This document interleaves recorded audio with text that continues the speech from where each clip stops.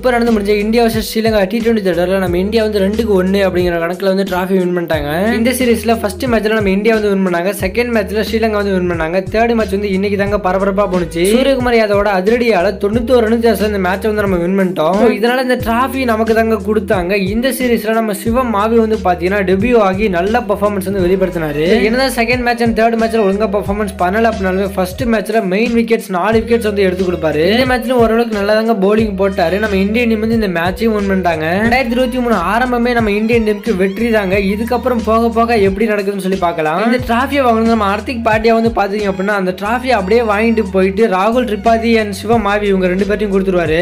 ஏன் அப்படின்னு பாத்தீங்க அப்படின்னா இவங்க 2 பேரும் இப்பதான் இந்தியன் டீம் வந்து டெபியூ ஆயிருக்காங்க. அது மட்டும் இல்லங்க, முகேஷ் குமார் அவர் பக்கத்துல தான் இருப்பாரு. இவங்க 2 பேரும் மேட்ச் டெபியூ ஆகி டிராஃபியை வாங்கினாங்க. பட் ஆனா அவருக்கு வந்து இன்னும் இந்தியன் டீம்ல சான்ஸே சான்ஸ் கிடைக்கலன்னு சொல்லிட்டு ஃபீல் பண்ணக்கூடாது அப்படிங்கிறதுக்காக தாங்க நம்ம ஹார்திக் பாண்டியா வந்து டிராஃபியை வாங்கிட்டு போய் அவங்க கிட்ட கொடுத்துருக்காரு.